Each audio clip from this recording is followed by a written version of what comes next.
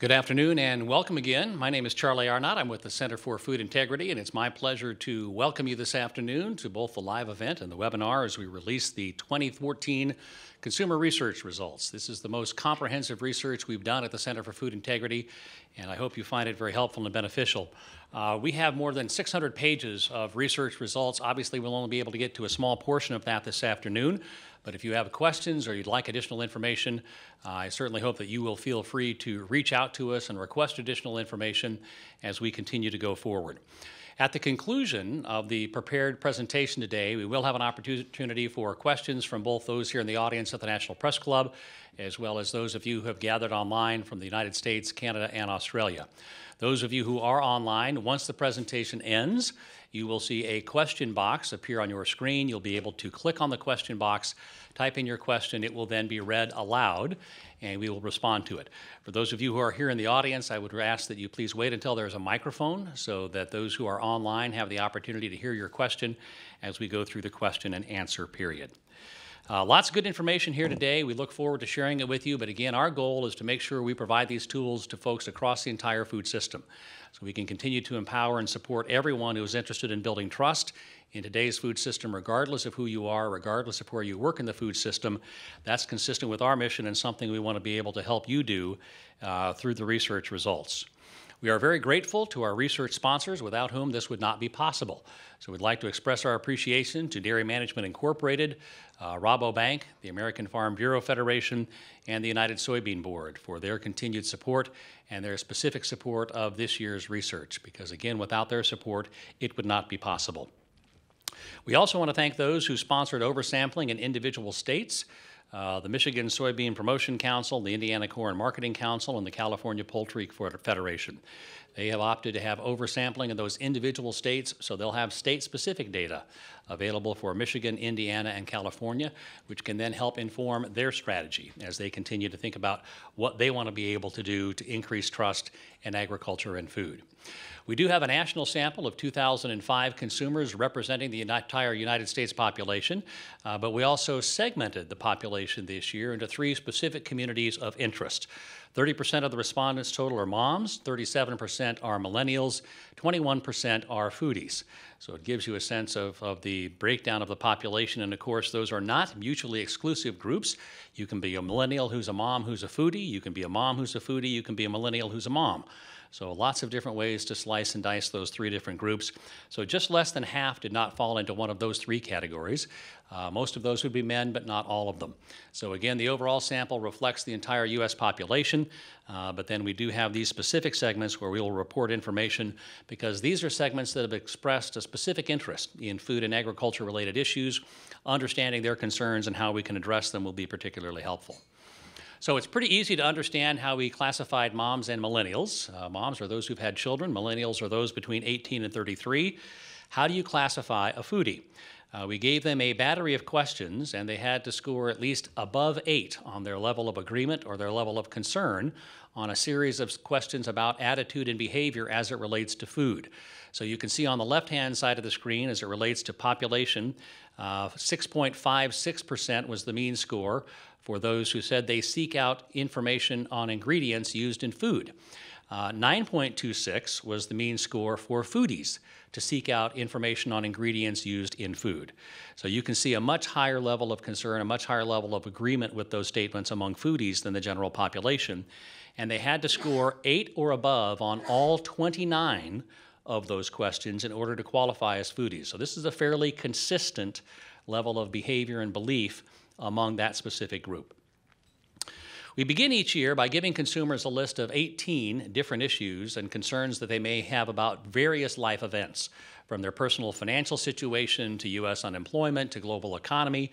And what we find every year is relatively consistent, that most of the issues where they have a top box level of concern tend to be outside their direct control. This is probably the busiest chart that you will see throughout the presentation, but the percentage really indicates the percentage of those who indicated their level of concern at 8, 9, or 10 on a 0 to 10 scale. So 72% of the respondents exhibited a very high level of concern about rising healthcare costs, the same 72% about the rising cost of food, 70% about the U.S. economy, 69% about keeping healthy food affordable. Hang on to that issue because we're going to come back to that issue in just a couple of slides and talk about how that presents an opportunity for the food system. And 66% about rising energy costs. The survey was done in August and September. It would be interesting to see with current fuel prices if rising energy costs may not rank quite as high. In terms of additional food safety or food system concerns, 63% indicated a high level of concern about the safety of imported food, 62% about food safety, 55% about to have enough food to feed people in the United States, 49% a high level of concern about the humane treatment of farm animals, and roughly the same then for environmental sustainability in farming and access to accurate information to make healthy food choices. Women generally express a higher level of concern on all issues when compared to men, and early adopters, those consumers who tend to have higher levels of education, higher income, and broader social circles, expressed a higher level of concern than later adopters, and consistently the lowest level of concern that we see was for having enough food to feed people outside the United States. Only 33% of U.S. consumers expressed a high level of concern for that. So it's not as though there isn't some concern, but it is not ranked among the same level of concern as those concerns that might, or those issues that might have a direct impact on me and my family. Generally, we found consumers to have a lower level of concern on most issues this year compared to last year. And this is the first time we've seen that in some time. So if we look at in terms of the overall concerns, the U.S. economy, rising cost of food, those didn't change between 2013 and 14, and actually concern about healthcare costs and energy costs declined from 13 to 14. Very similar kinds of responses when it came to food or agriculture-specific issues. No change in the mean score on environmental sustainability in farming, and the rest of those top box concerns from 2013 actually saw a slight decrease in their level of concern. So it was interesting that we saw a flattening or a reduction in overall concern about a variety of issues in 2014 compared to 2013. We also then began to segment this by moms, millennials, and foodies and early adopters to begin to see what are the differences for those specific groups compared to the overall population, the sample size of 2005. Beginning with moms, the rising cost of food with a mean score of 8.71 out of a possible 0 to 10 scale. That's out of 18 different issues in terms of their own personal financial situation, unemployment, rising healthcare costs, etc. Rising cost of food, number one. Very closely behind, keeping healthy food affordable. Followed by rising healthcare costs, rising energy costs, and food safety, as well as the U.S. economy. So you could see how those things begin to play out, but rising cost of food and keeping healthy food affordable, number one and number two for moms. For millennials, the number one is keeping healthy food affordable with a mean score of 8.18, followed by the rising cost of food, rising healthcare costs, the U.S. economy. And for foodies, again, the top score, keeping healthy food affordable with a mean score of 9.27, which is just unheard of on a 0 to 10 scale for a population of that size.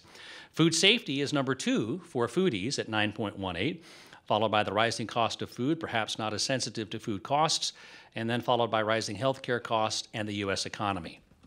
But it's interesting to note that for two of those segments, and certainly for all three of them, and you'll see this again for early adopters, that keeping healthy food affordable was the first or second rated concern for all of those groups. That's an opportunity for those in today's food system to talk about what we do to keep healthy food affordable. How does today's food system work to address that pressing concern for these specific segments? Because we see the exact same kind of ranking when it comes to early adopters as well. Keeping healthy food affordable was their top concern at 8.55, followed by rising healthcare costs, the rising cost of food number three, the U.S. economy, followed by rising energy costs. So that consistent concern about keeping healthy food affordable gives us an opportunity to be engaged in that conversation, because if there's a level of concern, there's a willingness to learn. There's a willingness to be engaged in the discussion and an opportunity for us to participate in that conversation. We also ask consumers on a regular basis, do you think the food system is headed in the right direction or on the wrong track? We saw some improvements in that this year as well. 42% of the overall respondents said they thought the food system was headed in the right direction. 30% said wrong track. 27% were unsure. So some improvements, as we'll see, in that from last year. Consistently, we see early adopters expressing a higher level of concern. 36%, more than a third, said they believe the food system is on the wrong track. And there are meaningful and important gender differences as well. 48% of men believe the food system is headed in the right direction, while 32% of women believe it's headed on the wrong track. So it's important to consider that when we think about the audiences we want to target, how we begin to engage with them, and the places where we engage with them. Last year, only 34% said they thought the food system was headed in the right direction. That's an 8% improvement. That's huge year over year. We got that exact 8% off of the wrong track. 28% last year were unsure. So roughly the same number, the same percentage were unsure, but we saw a fundamental shift in right direction and wrong track from last year to this year. That's an important improvement. There are also some interesting results when we take a look at that particular question and look at the different segments of moms, millennials, and foodies. Taking a look at the mom column, you can see that there's a great deal of conflict. Almost the exact same percentage of moms believe the food system is headed in the right direction as on the wrong track, and a slightly smaller percentage are unsure. So there's a lot of confusion and conflict among that particular group. Millennials seem to be a bit more confident that the food system is headed in the right direction. 41% of them believe it's headed in the right direction, and only a third believe it's on the wrong track. But the group that's most interesting to note is foodies. Almost fully half of foodies believe that the food system is headed in the right direction. These are people who've identified the issues that are important to them, they've taken control of the issues that are important to them, and they're making decisions that help them believe that the food system is headed in the right direction. Only 35% of foodies believe it's on the wrong track, and the thing that's really impressive is only 16% of them are unsure. These are people who've made up their mind. These are important issues to them. They've decided. So the undecided portion of foodies is really relatively small compared to other segments of the population. So again, this information helps us in thinking about who are the audiences with whom we need to engage, how do we engage with them, and then where do we go to find them, and we'll talk about that in just a bit. We also gave all of these groups a list of other issues specifically related to food, whether it's about food ingredients, food processing, how animals are treated, on-farm labor practices, organic production, et cetera, a list of about 20 different concerns, and asked them to rate their level of agreement on a scale of 0 to 10, and then tell us how they felt about these particular statements. And we'll talk, though, about those. We'll share those results as it relates now to moms, millennials, and foodies. So moms' strongest held attitudes toward food issues. I believe the less processed a food is, the healthier it is. Mean score of 8.44. You'll see that as the top rated concern for every segment. Out of those 20 issues that we gave them, I believe the less processed a food is, the healthier it is. I prefer to purchase fruits and vegetables that are in season in my area. It is important to me that the farmers who produce the food I buy, receive fair compensation for their work. I prefer to buy locally produced farm products when they are available, and I like to support farmers in my community by buying their products. So that's the top 5, realizing that the rest of the list talked about ingredients and chemicals and a whole range of different issues. These were the 5 that came back with the highest rated mean score. For millennials, I believe the less processed a food is, the healthier it is, a mean score of 8.12. It's important to me that farmers who produce the food I buy receive fair compensation for their work. I prefer to purchase fruits and vegetables that are in season in my area. Organically produced food is grown using fewer chemicals than non-organically produced food, and animals are treated better on free-range farms than animals on farms where they are confined. Those are the top 5 by mean score for millennials. For foodies, again, number 1, I believe the less processed a food is, the healthier, a mean score of 9.35 on a 0 to 10 scale. It's important to me that farmers who produce the food I buy receive fair compensation for their work. I like to support farmers in my community by buying their products.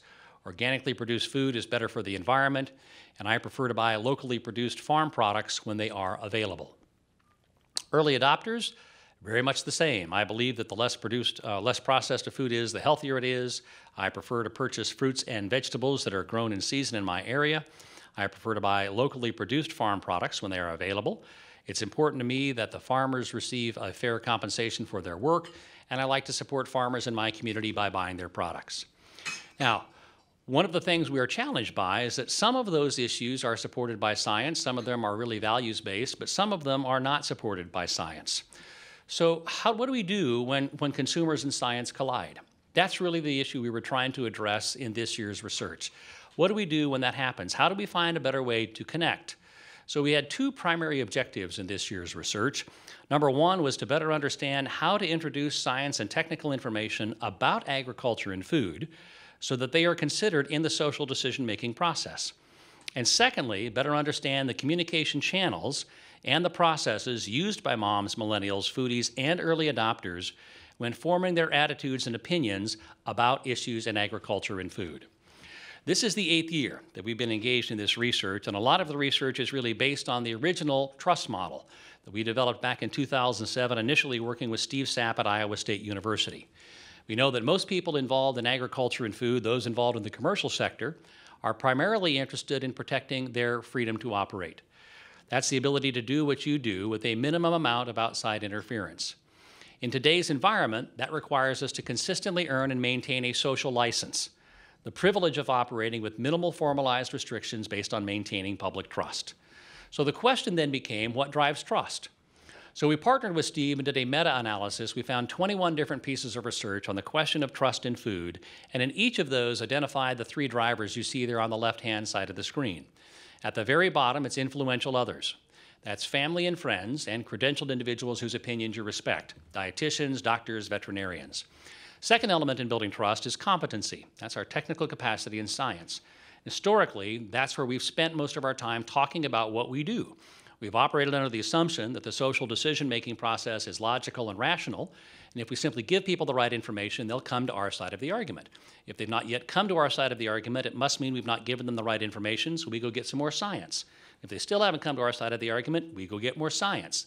And we repeat that cycle over and over again, believing that it's an information deficit problem, that the problem is we haven't given people enough information. The third element in building trust is confidence, or the perception of shared values and ethics. Can I count on you to do what's right? So once we'd identified those, we surveyed 6,000 US consumers over 3 years, asking them a variety of different questions. And what we discovered was that shared values or confidence is 3 to 5 times more important in building trust than demonstrating competency. So it really shapes, again, and forces us to rethink how we go about communicating and engaging on these different topics, because simply giving more information, giving more data, is not likely to be persuasive in helping to build trust in who we are and what we do. So when we talk about a sustainable balance at the Center for Food Integrity, we use a triangle as the illustration for that because of its structural integrity. And since shared values are the foundation for that triangle, they also have to be the foundation for our trust-building model. Can we effectively communicate a commitment to values like compassion, responsibility, respect, fairness, and truth, the kinds of things people expect from us in the food system? We must not abandon science. We have to have that objective, measurable, repeatable data to prove the claims we're making, and at the end of the day, if we're not profitable, we're not truly sustainable. But here again is where we tend to get that public conversation confused. Most of the questions come at the base of the triangle. Should you process food the way you're processing it? Should you use those animal health products? Should you preserve food the way it's being preserved? Should you use GM ingredients? And our historical response has been, well, science says we can. Problem is, can and should are not the same question. Can is a question about competency, should is a question about values and ethics. So science will tell us if we can, society will tell us whether or not we should. We're very good at answering the can question. We need to improve our ability at answering the should question. Because when we give people information about science and economics, we increase their knowledge, but we may do very little to influence how they feel or what they believe. And people are much more likely to act on how they feel and what they believe than on simply what they know. But we also know that we need the benefit of science and technology in society in so many different areas, whether it's in our communications technology and medical technology, in science and agriculture and food. We need the benefit of science and technology to continue to improve society. Science and technology help make society better if we can find better ways to break down those barriers and communicate in a way that helps make science more accepted. So what are some of those barriers? What are some of the challenges that we run into? Dan Kahn at Yale has developed his cultural cognition theory, which talks about the fact that people have a tendency to conform their beliefs about controversial matters to group values that define their cultural identities. Excuse me. So you'll clearly see that with foodies. I have defined my identity as a foodie. So I'm going to adopt my decisions and my beliefs about a particular issue to the beliefs of other foodies. If I'm a mom, I'm likely to adopt patterns of other moms. So it's like being a fan of a sports team. You're going to base your opinions and responses based on the cheers and boos from others in the crowd. And that's what we tend to do. That also leads then to confirmation bias. That's the tendency of people to favor information that confirms an existing belief structure. Now, you may have responded with an emotional reaction to one or the other of those pictures on the screen, depending upon your particular political point of view. But we tend to look for information that reinforces our existing worldview. That's become even more challenging in today's online communication environment, which is much more tribal and much more insular. Where the internet was really designed to create a homogenous society, what it's created is silos of interest. As we've transitioned from mass communication to masses of communicators, you can now find specific communities about whatever interests you. And we tend to look for those sources of information to talk into the echo chamber and get information from people who think like us, act like us, and talk like us. So in that model, the traditional communication is not nearly as effective as it once was, where we'd simply have an expert who would share information, that information would be adopted, and things would kind of go forward from there. In the tribal communication, the communication model is much more complex and much more multidimensional. And we have to find ways to connect with those who are interested, those who can drive change in a way that's meaningful. And we certainly see the reflection of that in the different tribes with whom we engage, including the mom tribe. As we saw before, one of the more conflicted tribes when it comes to food-related issues. We had a chance to have a group of moms gathered in Orlando last year, having a conversation about a variety of different topics, one of them being GMOs. And some of them were talking about the concern they had that GMOs were dangerous. We wanted to know, how did they come to that conclusion? What was the source of information? And Heidi said, I'm part of a mom's group. When there's a big consensus, I think there's something here. You don't need doctors or scientists confirming it when you have hundreds of moms. So it's that cultural cognition, that tribal behavior we see playing out over and over again. And tribal shunning or food shaming also becomes a part of that process as well. We heard it from Lisa. I think mom guilt is a huge factor. If someone is telling you something is dangerous, for example, fructose, and you hear the message more than once, you owe it to yourself to research it or quit consuming it. I can't keep giving my kids fructose if there's a potential problem. We have to do our best job. So there are a couple different ways we could think about engaging Lisa. We could come back with a lot of data about the safety of fructose, or we could congratulate her for wanting to do the best job as a mom that she can do and help her understand how we can help her do that through today's food system. So rather than trying to defend or attack what she's believing, help her understand that we want her to do her best job as a mom, and we can help her do that through today's food system. We are all of us, each of us, are exposed to complex issues we're also not qualified to evaluate. We operate on a system of bounded rationality, which is our decision-making process based on our access to information, our cognitive ability to understand the information, and the time that we allocate to making a decision. So frequently, few of us will make the best decision, but we'll make a satisfactory decision because we either don't have the information or we're not interested in giving the time to making the perfect decision. So unfortunately, that leads to confusing correlation with causation, drawing conclusions from anecdotes, and, as we've seen in lots of different situations, not being expert does not preclude people from having a strong opinion. So people can have very strong opinions about issues where they don't have any expertise. We also struggle with a bad news bias. Negative information outweighs positive information by as much as 5 to 1, based on research out of Ohio State. So we have to struggle to overcome that because all it takes is one piece of negative information or a question from a peer or someone else, and we struggle then to overcome that bias. And as we've mentioned before, that bias against big. We know that the foundation for building trust is shared values, and yet there is that bias that big is bad. And we see that consistently in the research that we've done this year and in previous years, where people are much more likely to believe that big farms or big companies will put private interest ahead of public interest.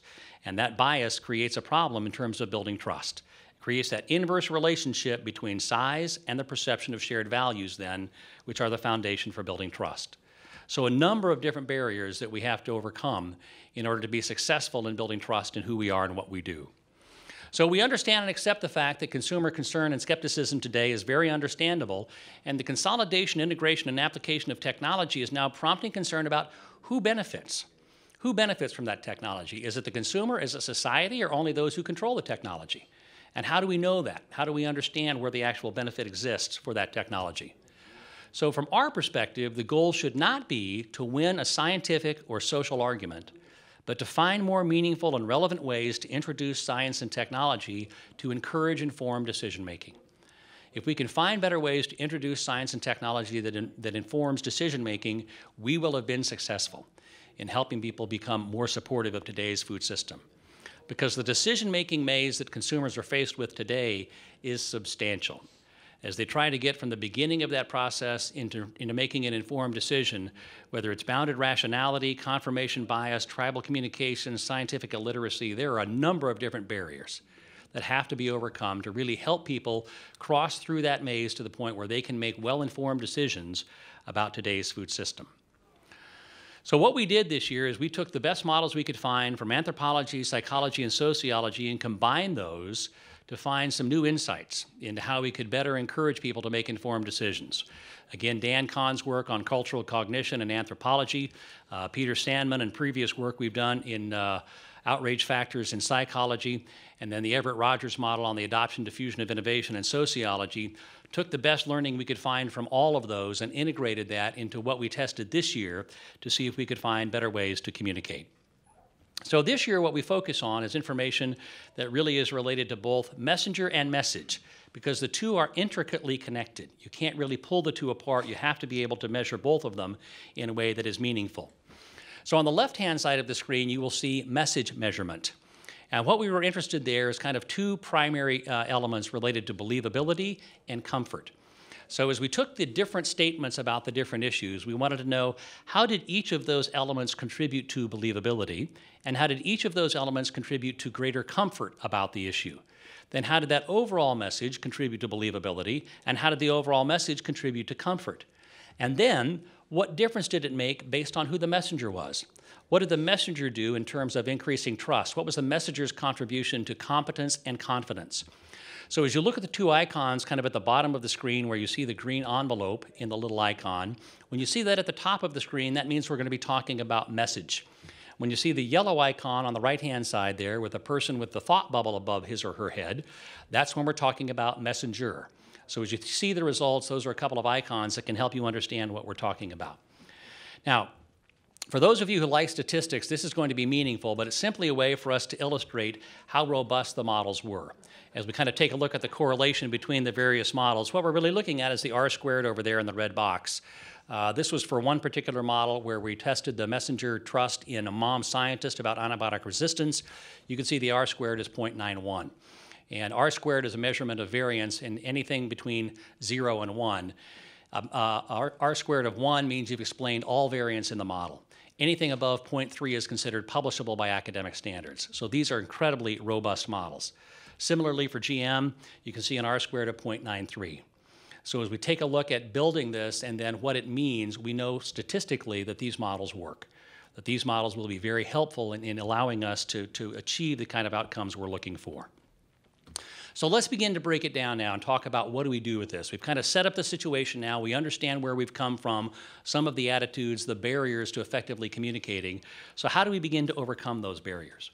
There are 4 critical fundamental message elements that we tested in every single scenario. A unifying message, openness and transparency, presenting risks accurately, and leveraging trusted sources. We'll define those. The unifying message is that singular, compelling message that touches the deeper drivers of human behavior. It's our connection based on values. So why is this meaningful to me as a recipient of the information? Not why is it meaningful to you as the deliverer of the information? Openness and transparency, acknowledging both sides of the story, providing a level of depth so it doesn't look like holding back, and avoiding oversimplification. If these are complex issues, let's acknowledge the fact that these are complex issues. An accurate presentation of risks. Present known risks, since known risks trump unknown risks by accurately communicating safety facts and then leveraging those trusted sources. We also took a look at a variety of different outrage factors based again on work done by Sandman and previous work that we've done. Voluntary, familiar, control, fairness, morality, process, memorable, and dread. We'll define those as we go forward here as well. A voluntary risk is more acceptable than a coerced risk. If I have the choice, if I choose to put on a parachute and go skydiving, I'm likely to feel better about that than if someone straps a parachute on me and pushes me out of a plane. So being able to have that risk and take it voluntarily makes a difference. Familiarity. An unfamiliar risk provokes much more outrage than a familiar risk. So we've had a handful of Ebola cases here in the United States. 200,000 plus people will be hospitalized this year as a result of influenza. And yet what the media and people talk about are the handful of Ebola cases because they are unfamiliar. Control. Are the government agencies existing or addressing rather and have in place an appropriate level of control? Are they addressing the risk competently? Fairness. There's more outrage if the risk is perceived to be unfair or politically driven. So if you bring in a processing plant or some kind of industrial plant to a community, the entire community benefits economically, but the neighbors of the plant may feel like it's unfair because they have to deal with traffic and noise and other nuisance. Morality. If people callously ignore public interest, so if I ignore food safety data or I intentionally abuse animals, it tends to become a moral issue. And oftentimes that's the trump card because moral issues tend to elicit a very strong emotional response. Process. Is the organization or company listening? Are they informing? Are they engaged in a process? Are they willing to participate? Memorable, negative events make risk easier to imagine.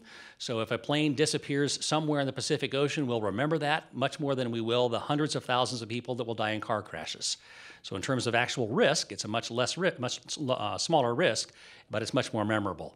And then dread, if a situation becomes very dire, it's very difficult to find positive solutions. So the theoretical approach we used, we took scenarios, developed each of them using the fundamental message elements, those 4, and then outrage factors in different sets, and then we shared them using different voices. We had a mom scientist, a federal government scientist, and a peer who shares my interest about food, because we wanted to know how do these different message elements play out based on the different messenger. And what we see is that really it's the message that is much more important than the messenger in most cases. The messenger does play a role, though, in some specific areas. The 2 issues that we tested, the stimulus for this, were antibiotic resistance in food and the use of GM ingredients in food as well, or antibiotic resistance in animals, rather. It's important to remember here that I want to point out and make it very clear, this study was not designed to look at these 2 specific issues. The study was designed to create models that could be used across issues, but we had to have a stimulus in order to test it. And we wanted to find a stimulus that was both controversial and complex. And we knew that both of these qualified as controversial and complex. So we used these, but the findings can be applied well beyond that as well. So we're going to take it all the way down from which messengers are most trusted, and then messages, and then what makes the message most trusted to give you insight into then what we can do with the information going forward. Okay, the messenger, composite message score. So we looked at lots of different ways to measure the impact of the messenger. We took a look at whether or not that person was believed to be competent as a source of information about the particular issue. Did people have confidence in them? Did they believe they shared their values? Would they trust that person as a source of information? And was the person credible as a source of information? So all of those things contributed then to the composite message score that we developed on those particular issues as we went through and looked at mom scientist, government scientist, and a peer who shares my interest on antibiotic resistance and GM ingredients. Anytime you see the little green box of pills up there in the corner, that means we're talking about antibiotic resistance. When you see the tomato with the fork in it, that means we're talking about GM issues. So those are the icons that will help you with that. Excuse me. What we found, very interestingly, was that a mom scientist and government scientist are viewed as the best source of information about antibiotic resistance across the entire population. And that was consistent. But there were some really interesting findings about that as well that I want to share with the group because I think they're important. We asked people to rate their level of trust in each messenger both before and after we gave them the stimulus information. Before we gave them the stimulus information, the top rank was mom scientist, then a peer who shares my interest, and then a government scientist. After they read the information, the peer who shares my interest and the government scientist flip-flopped in terms of their position. So what that tells us is what people are looking for first is whether or not someone shares my values. Can I connect with them on a values basis? Once I do that, then I'm looking for a technical credential or some expertise or some kind of information that I can get from someone who's credible, who helps me understand the issue in a way I didn't understand it previously. So before, the government scientist didn't have an opportunity to share that overarching message where he or she was able to talk about their values. They were simply viewed as someone who has information. Once they were able to talk about their values, then they were given permission to give information, and the information was much more credible. The peer continued to lose credibility throughout the message because he or she only had that ability to connect based on shared values. They didn't have a credential. They didn't have technical information to share, so they were not viewed as credible. So starting with that shared values threshold and then supporting it with the credential and technical information is very helpful. The scores for Mom Scientist, she started out as the top rated and ended as the top rated, but her scores came down some because when she began to talk about controversial issues, there were undoubtedly people responding to the survey that disagreed with the information she was sharing. So while her scores started out very high when she began to talk about things related to antibiotic use in food animals or genetically modified ingredients, her halo became tarnished. And so she came down some, but she still remained the top-rated overall score for Messenger when it came to all of the issues that we tested. So as we look again at the overall population of 2005, no question that the Mom Scientist was highest. She had the highest composite value score in 2 out of the 3 scenarios. The Government Scientist had the highest in 1 out of 3, and then they were second to each other in those scenarios. The peer who shares my interest was the lowest composite score in all 3. For moms, very similar. When we come to the antibiotic resistance question, Mom Scientist was highest in 2 out of the 3 scenarios. The Government Scientist was highest in the 3rd. Millennials, very much the same. Excuse me. Mom Scientist was highest in 2 out of 3. The Government Scientist was highest in the 3rd. And for Foodies, very much the same. Mom Scientist, highest in 2 out of the 3. Government Scientist was highest in the 3rd. And for early adopters, again, the exact same thing. For antibiotic resistance, Mom Scientist was highest in 2 out of 3. Government Scientist was highest in the 3rd. Now, we can go through and pull out the individual believability elements to see which of those elements had a better resonance from a Mom Scientist or a Government Scientist or a peer, and then that provides insight as well in terms of how we think about building additional information. And for early adopters, again, the same thing. The Mom Scientist highest in 2 out of 3. Government Scientist highest in the 3rd. So let's switch gears now from the antibiotic resistance and talk a little bit about GMOs. Found the exact same thing. Mom Scientist had the highest composite value score in both. Government Scientist had the highest composite value score in both. And a peer who shares my interest had the lowest composite score in both.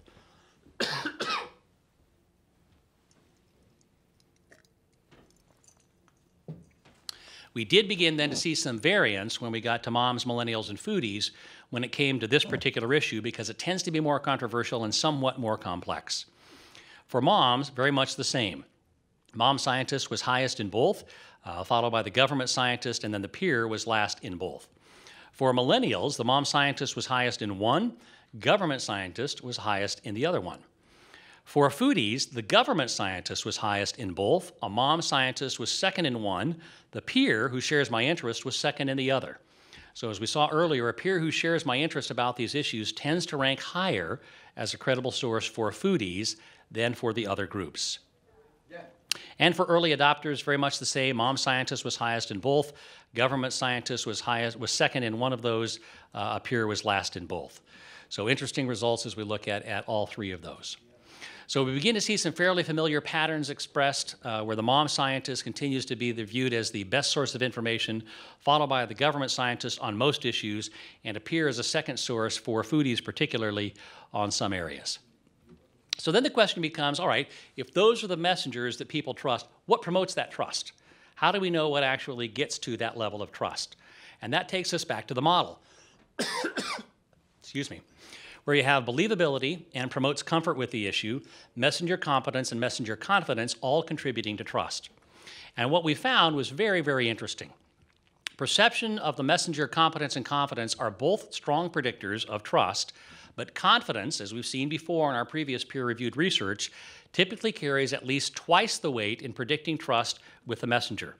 In terms of predicting confidence, believability is the key driver, much more so than promotes comfort. So believability is really the driver for that, but there's a very high correlation between believability and promotes comfort with the topic. So once you cross that believability threshold, if I believe the message, I'm more likely to be comfortable about the topic and comfortable with the message as well. But it's believability that really is the driver for that.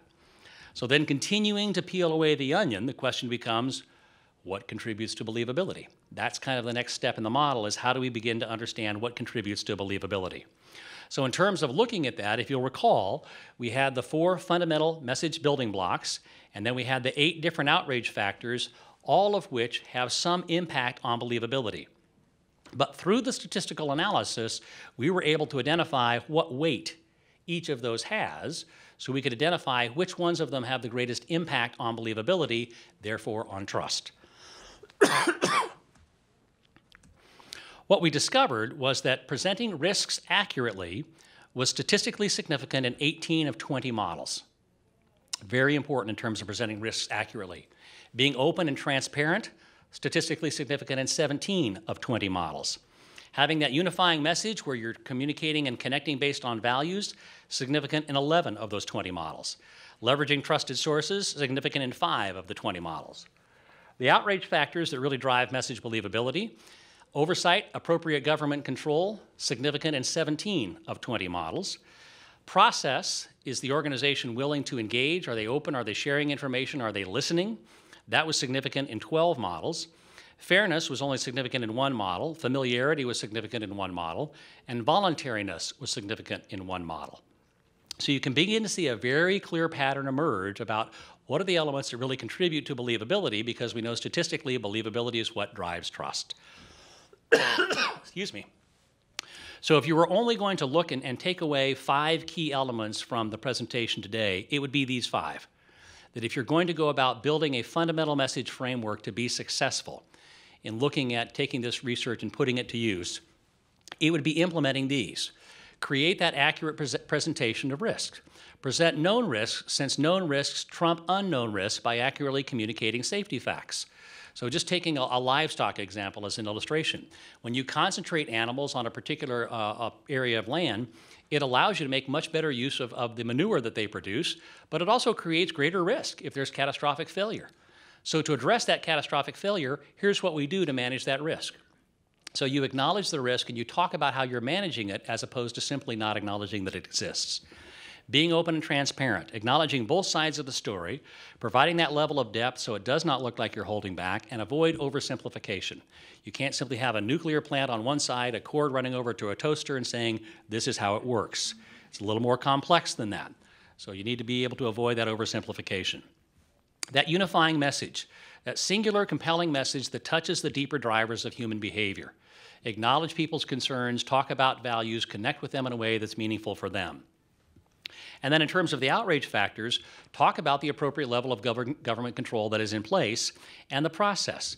Is the organization, is the company willing to listen? Are they willing to engage? Are they willing to participate in a process and provide information?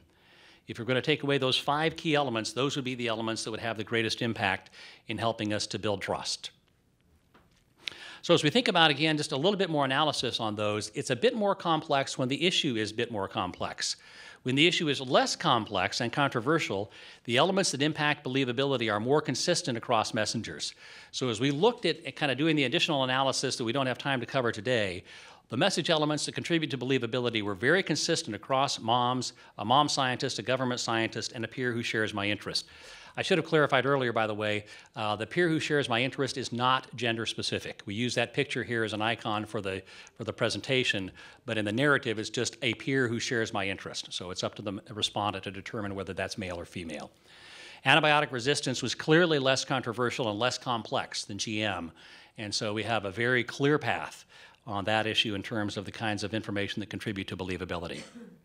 GM was a bit more complex, a bit more controversial, and so we did see some of the elements that promote believability vary by messenger. So what that helps us understand is we need to be sensitive to that as we think about the messengers we use and make sure we get them the right information and the right messages that contribute to believability. Okay, so where do consumers go for information? Where are they going to get the information that they're using to make decisions about all of these different issues when it comes to food and agriculture? This is the very first year in the 8 years we've been doing this that local TV was not ranked first. For the first time in 8 years, websites or digital ranked as the first preferred source among all sectors. We'll certainly see that among other segments that we look at, but this was the first time across the overall population that local TV was not first. There were 16 different choices they had. So these were the top 5 that we captured here: website, local television, friends not online, family not online, and Google as a specific issue. So yes, they probably think about Google differently than they would a specific website in terms of where they're going. So top sources of information for moms: websites, number 1, family not online at 14%, Google at 12%, local TV at 12%, friends not online at 11%. So over 33% of moms said their first choice was somehow digital, whether that was website or Google. More than 33% of moms said it's somewhere online. That's where I'm going for my primary source of information. For millennials, not surprisingly, it's going to be a higher percentage. Websites, 22%, friends not online, 16%, Google, 15%, ranked as number 3, family not online, and friends online. And so clearly much more connected digitally, the millennial generation. More than 45% of millennials said their first source of information about food issues is online. So this really begins to drive where we're going with our communication and engagement strategies. For foodies, websites, number 1, friends not online, Google, family not online, and then food-specific TV programs or networks. So these are the people who are watching those shows and getting that kind of information from food-specific television programs or networks. So again, it really helps us understand the very complex nature of the communication environment we're in. As we've gone from mass communication to masses of communicators, it's become hyper-segmented, and we have to find those right segments and find ways to engage with those individuals in a way that's meaningful for them. 37%, more than 37% then, for foodies go digital for their information. And for early adopters, again, not surprisingly, because they are the leaders in these spaces, 28% said websites, 13% said Google, 10% friends not online, family not online, local television station, 8%, more than 41% of the early adopters then said that going online was their primary source of information. So it became very, very important for us to think about how we find ways to engage with those folks in a way that is meaningful to them. Okay, so let's talk about how we put the research to work. How do we begin then to roll up our sleeves and really begin to put this research to work in a way that's meaningful and can begin to make a difference? Understand that believability is the key driver in creating information that's trusted. So take a look at the information that your organization is producing and using today and compare it against the descriptors in the fundamental message elements and the outrage factors. Is it being presented in a way that's consistent with those that we know are key to building trust? Are you presenting risks accurately? Are you being open and transparent? Are you addressing the factors that we identified that we know statistically have the greatest impact? That's going to be crucial. We're happy to help with that. If we can help with that in any way, please reach out to CFI. We'd be more than happy to take a look and provide that level of service. Then begin to identify the groups you want to engage. Again, we are so segmented that it's easier for us today to identify where do we find the moms, millennials, and foodies in those online communities, in those physical communities, and what is our strategy for engaging with them? What are their values and concerns? Who are likely to be the sources they view as credible? Listen to the concerns and understand their values before you develop your strategy. Again, this is not an information deficit problem. This is not a matter of simply coming and telling people. It's a matter of listening and engaging in a way to help shape what they feel and how they believe. Meet them where they are. That's a crucial component. Today's monitoring technology allows us to identify those digital and physical communities where conversations about food are taking place. So select the communities that are important to you and develop engagement strategies, but when you move into the neighborhood, be a good neighbor. Don't come into the neighborhood and be that guy, right, that everybody avoids at the barbecue. Don't be the guy who has the loudest mouth and the strongest opinion about whatever it happens to be. Be a good neighbor. Listen to the conversations that are taking place. Find ways to engage. Bring over some cookies. Bring over a casserole. Be a good neighbor. We have the signal system at CFI that can help you identify those communities. There are other tools as well, but we are certainly willing to help and make that decision and help you make that decision about where those communities are and how you meet people where they are as opposed to expecting them to come to you. Develop that values-based engagement strategy that starts with listening and embracing skepticism. Skepticism is not a personal attack. It's a social condition. It's how we operate today. We tend to be skeptical of big companies, big business, big ag, big food. So embrace that skepticism and engage with the groups you've identified, but focus on building relationships before sharing information. That's hard because we tend to wait until these issues become crises, and then we want to come in and apply the Band-Aid and fix it right now.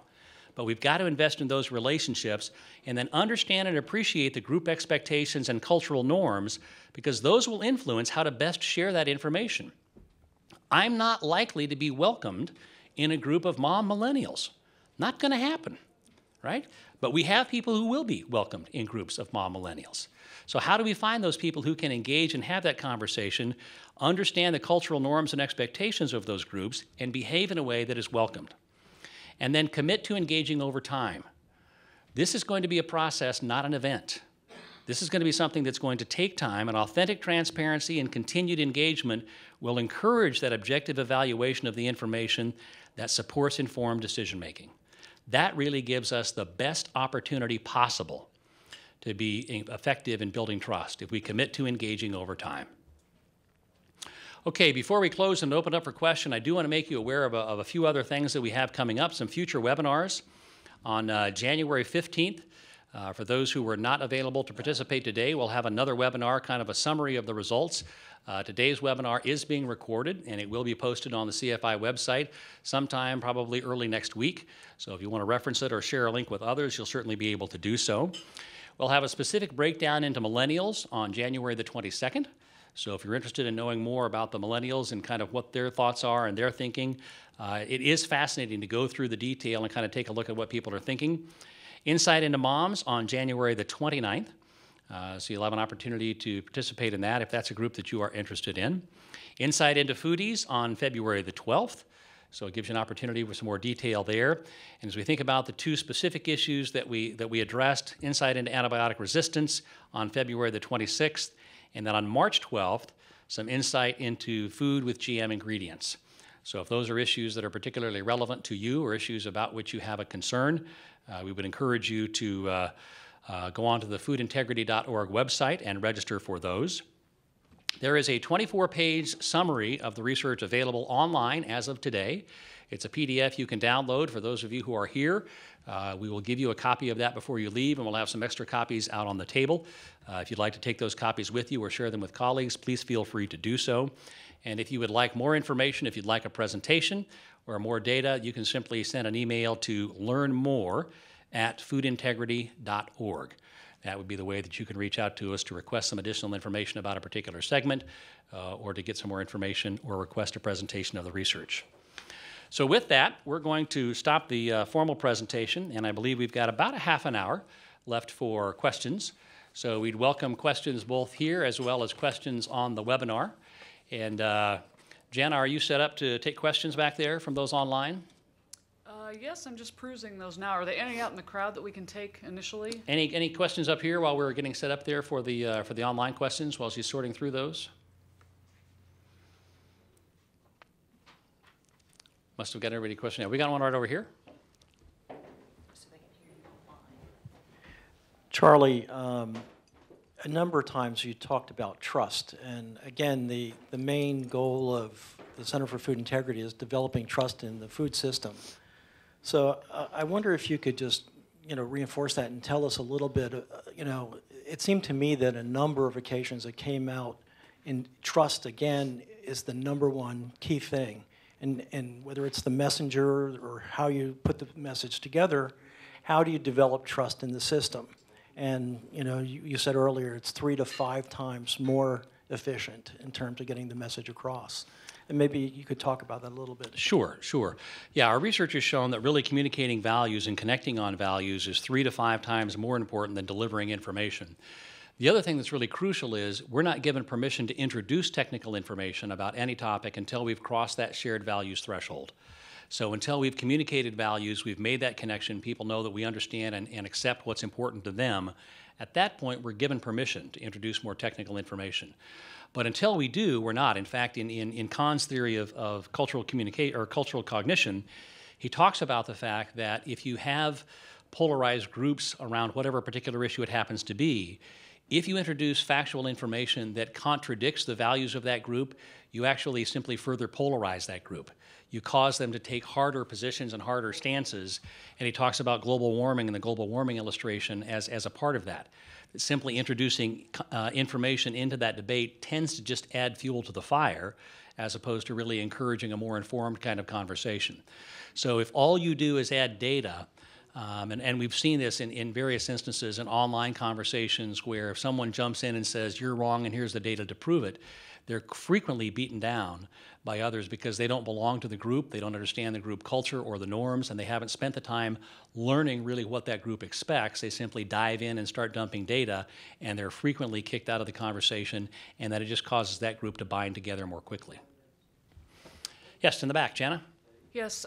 Do we know how foodies, moms, and millennials define processed food? And will that affect how we discuss processed food? Great question. We do not know how they define it. I think it's open for definition. I think that's one of the opportunities we have is to talk about how do we redefine processed. And that's clearly one of the things that we've tried to do through Best Food Facts in some of the information and videos we've created with Carolyn O'Neill, is to talk about all of the different ways that processing takes place.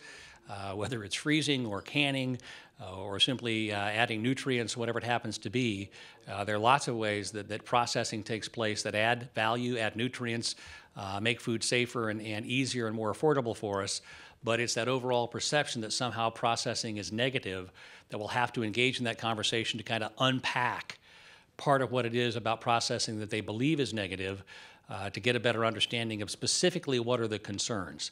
And some of that may tie back again to the concern about big food, putting things in our food that is good for them but not good for consumers.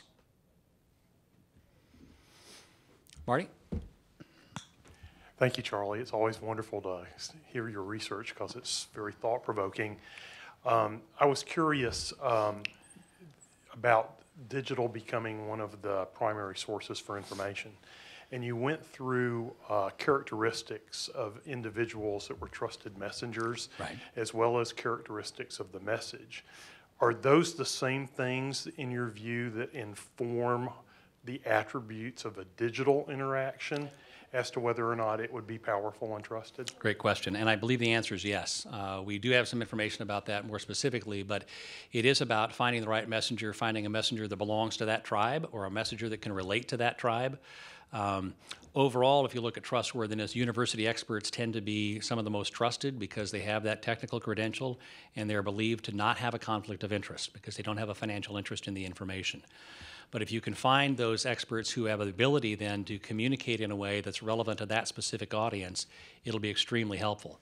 And then particularly if you can find those within that tribe who are willing to become advocates or participate in that conversation in a way that's very meaningful. I know that one of the challenges that is often talked about within various sectors is we spend a lot of time talking to ourselves. That's no different than any other group online. And so you have to be very intentional about identifying who are those other groups, but it really is like moving into somebody else's neighborhood. It is like moving in and understanding, how do I be a good neighbor here? What are people talking about?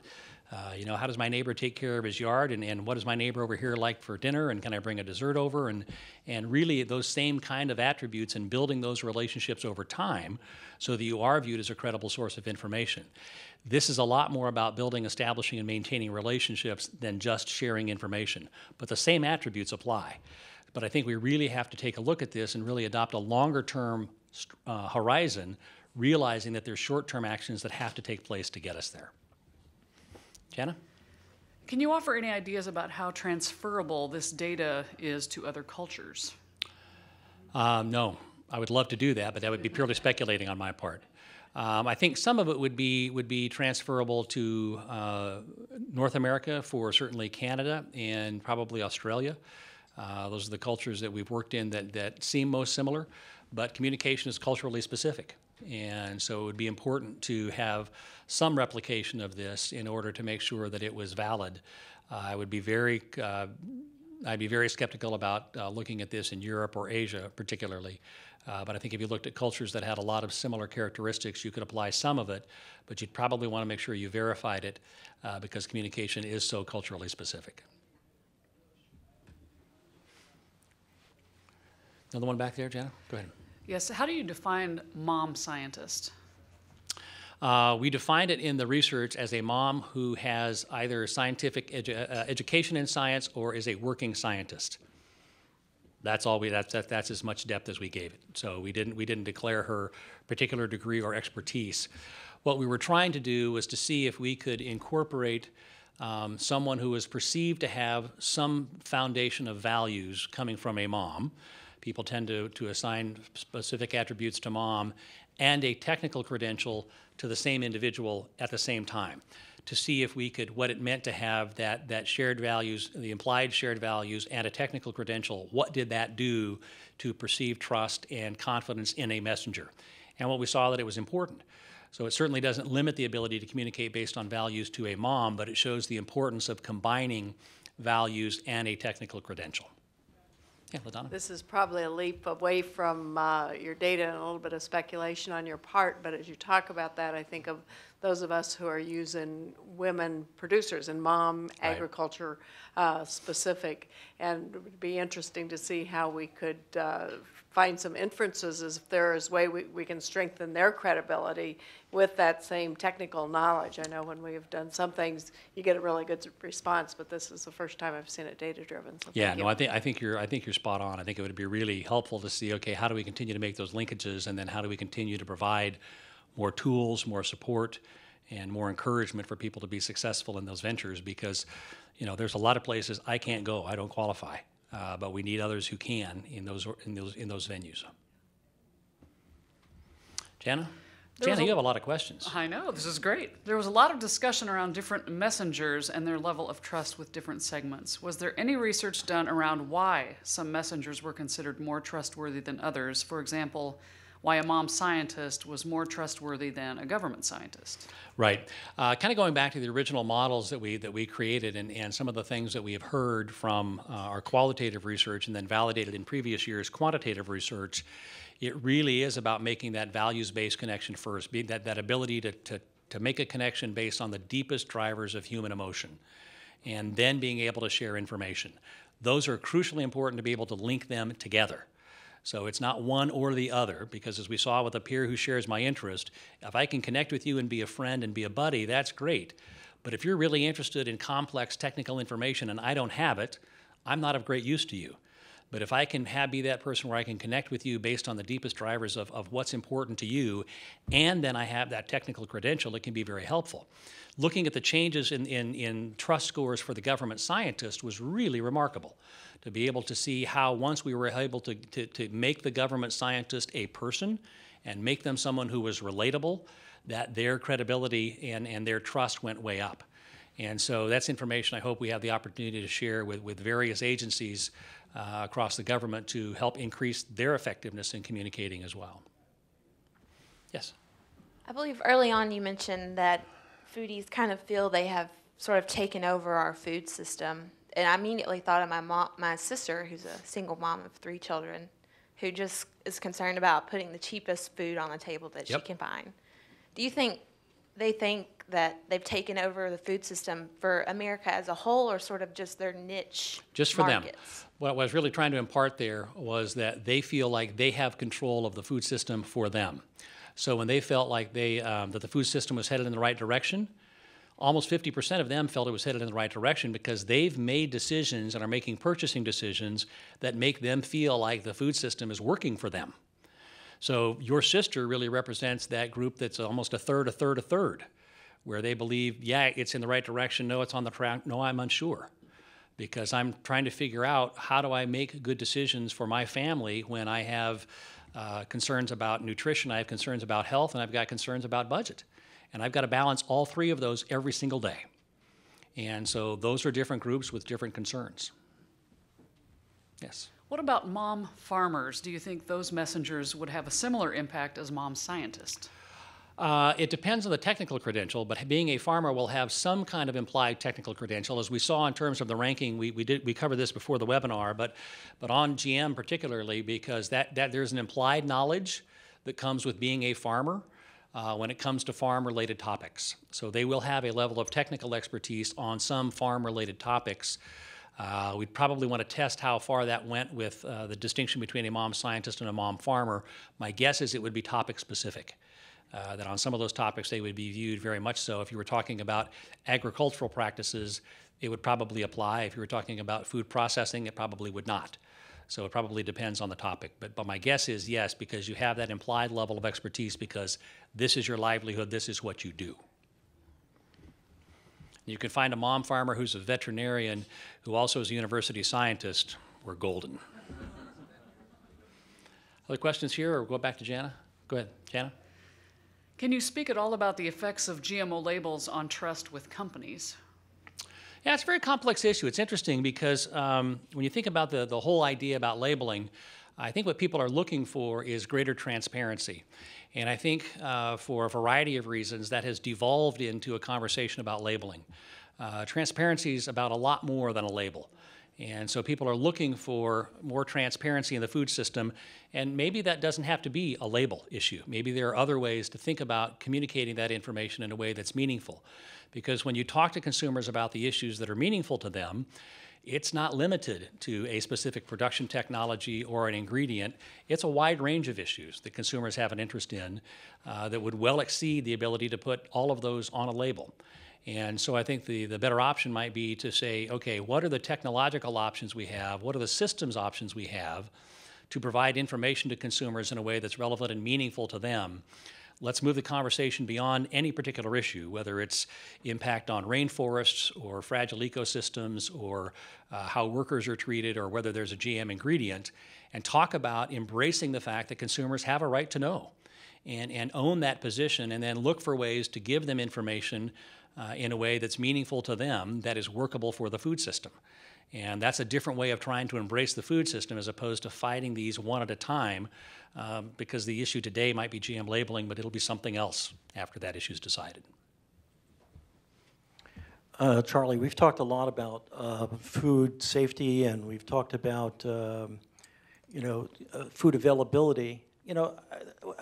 One out of every 6 people in the United States is challenged to have a food security. And we waste 1 out of 3 calories that we produce in the United States.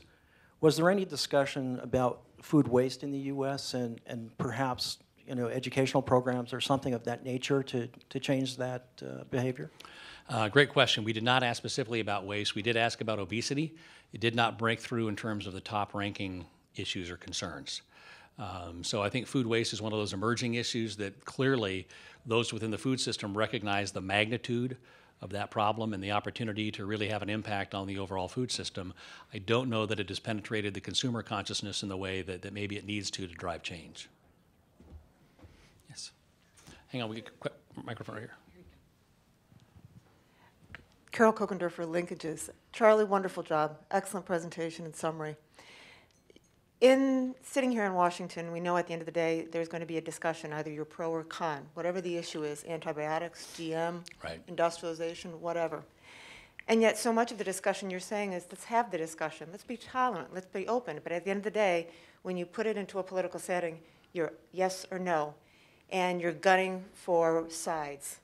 How do we move away from this very negative discussion that it serves no useful purpose? So we have this acceptance, because at the end of the day, we are very fortunate. We have choices. And that's really what this is, but we're yelling at each other. How do we avoid that? Great question. And I think by the time things get to Washington, often they've devolved to the point where they are fairly polarized and they are become a policy conversation. I think embracing transparency and encouraging that conversation, agreeing that consumers have a right to know, and then looking for ways to give them information that's meaningful to them helps us move in that direction. But it's something that's going to take time. I mean, the level of mistrust is significant, so it's going to take time to get there. But I have no doubt that we can. I think one of the things that's encouraging, if you think about the move to digital, is it does give us the opportunity to engage with people who are interested in these issues very directly. But we've got to find better strategies to do so. Jana? How could we create greater believability when it comes to the nitty-gritty of production systems? Some of those issues are a bit different than food, for example, gestation crates. Sure. So I think, again, transparency is going to be one of those issues that's going to be key, but it's going to be, again, getting ahead of those issues and being willing to take the risk. in agriculture particularly, we continue to send this rather conflicting message that we have nothing to hide, but it's none of your business. And we need to kind of move past that. And it's either one or the other. And it's very difficult for it to be both. And so if we truly have nothing to hide, then let's figure out ways to make that information available and become more transparent in a way that helps people understand what's the social benefit, what's the environmental benefit, what's the community benefit, what's the benefit to the animal of that system, so that they can feel more comfortable. But it means we're going to have to take risks and share things that we're not necessarily comfortable with.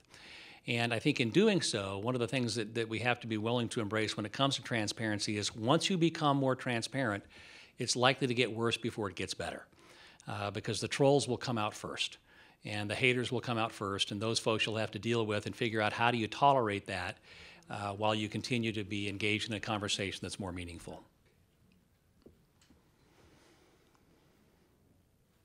Yes, Jana? When people go online, are they just going there for information, or are they having discussions? Yes. That's one of the great things and one of the great challenges about the digital community is people are there for lots of different reasons. Some are there because it's their way to be on their soapbox and to share their particular point of view. Others are looking for information. Others want to have a social engagement or conversation. So people are there for lots of different reasons. But again, with today's technology and monitoring technology, you can identify the specific communities where these conversations are taking place, that are driving attitudes, that are driving change, then find ways to move into those neighborhoods where you can become a trusted member of that neighborhood in a way that helps you guide that conversation. That's possible, but it takes time and it takes sustained engagement.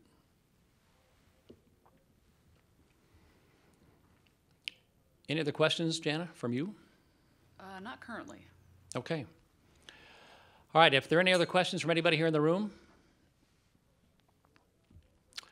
Well, if not, I want to thank everybody again for their time and attention. It's been a terrific opportunity. There is a wealth of additional information that is available. As I mentioned, this is just scratching the surface. There's a lot more detail. There's a lot more information. For those of you who are here, welcome you, and I hope you will continue to stick around. Chris Prue's going to come up and help us better understand some of the clear communication work done by the Centers for Disease Control, and we'll continue the conversation. For those of you who have joined us online, we appreciate your time and attention. Again, looking at the screen, if you are interested in more information, you can contact us at learn more at foodintegrity.org, and you can also download the 24-page summary at foodintegrity.org. It's available right now. Thank you again for joining us. We look forward to talking to you again soon.